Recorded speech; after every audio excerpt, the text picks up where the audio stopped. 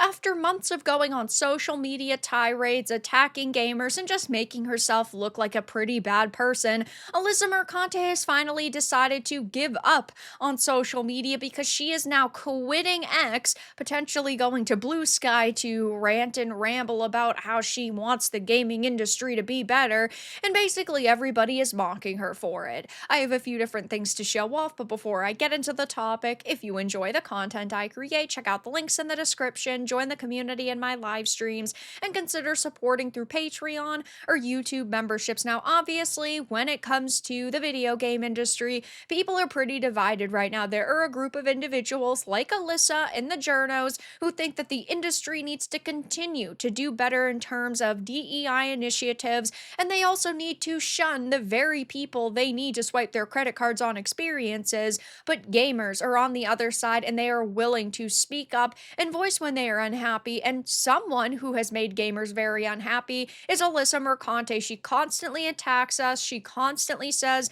our criticisms about the industry are not valid, and it seems that she cannot take any more criticism because she has made this post saying this site has been burning for months, but I can't let the embers scorch me anymore. With the lawsuit ongoing and the harassment unending, I'm taking a break from this cesspit. I'll share my Twitch streams and published pieces here, but that doesn't necessarily mean that she's going to leave Blue Sky. She does still use it. She's been posting on it. I mean, even 3 hours ago, she said, I can't do that hell site right now. Too much for my little baby hot girl brain. What a response. I mean, you want to sit here and play the victim, but then you're saying, like, oh, I'm just a hot baby girl, and I just don't need that negativity in my life.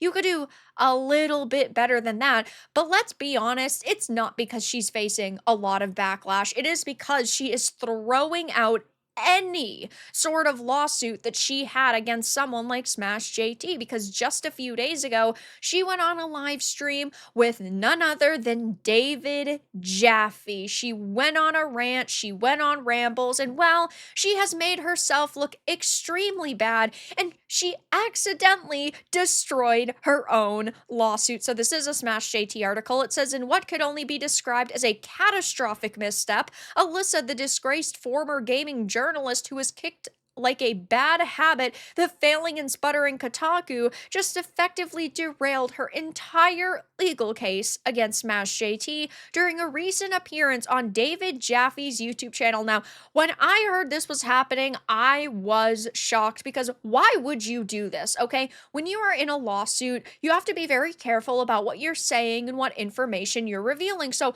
what were they going to talk about? Just the gaming industry, right? No, wrong. She basically just went on there to cause more drama. And this is something Alyssa does very frequently. She loves the attention. She loves people talking about her on social media, and she likes to be able to play the victim. So she went on this stream, was talking about how mean people have been to her, while again inadvertently destroying her case. So, the lawsuit, as many have called it, which centered on allegations that Mercante was somehow defamed by being referred to as a cam girl or whore, her own words, initially, mind you, now seems on the verge of collapse due to her very own words once again during the stream. She casually confessed to doing digital stripping, a statement that has left legal experts and viewers alike baffled by her lack of foresight. Now, I have never shamed Alyssa Mercante for being a cam girl. There are plenty of women who do it, and as long as you are not trying to show your body for money on a site like Twitch, which is supposed to be centered around video games, and you're doing it on the proper platforms, I really don't care what you do with your life. Like, that's not something that is like an own, at least in my opinion. But when she calls herself a whore, when she calls herself a slut, that is basically okaying other people calling her those things and saying those things about her. Now, she, of course, loves to, again, play the victim and say that, oh my gosh, people are trying to say that I got my job in this industry by performing sexual acts, when in the past she has said this too. How did you get into the gaming industry? Somebody asked, and she responded with, I sucked dick. Now, again, you can say all of this.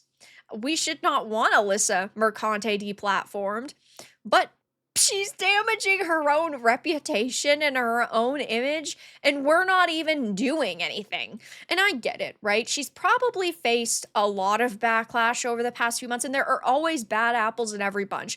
There's always going to be someone that pushes the limits and somebody that says something terrible like a death threat, and that is not acceptable by any stretch of the means. We should not be harassing people. We should not be doxing people. We should not be telling them to kill themselves. Nothing like that.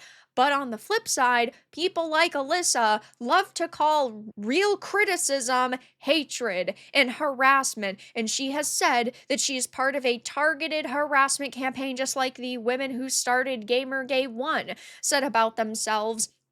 And it's just a really bad look because, again, when you are in the middle of a lawsuit, you need to be careful with what you're saying, and she wasn't at all whatsoever. The moment unfolded with almost comedic inevitability. She was passionately defending the legitimacy of sex work, stating that's when people were saying I was a former stripper and all of these horrific things that were being spread.